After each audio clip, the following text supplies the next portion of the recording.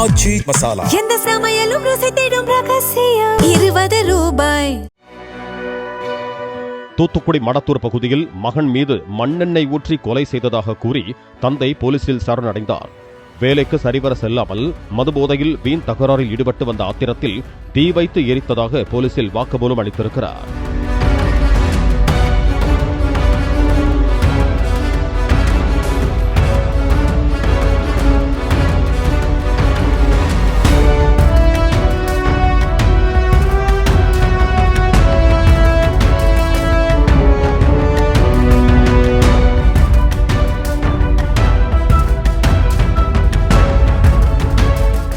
ஆச்சி மசாலா எந்த சமையலும் ருசி தேடும் ரகசியம் 20 ரூபாய்.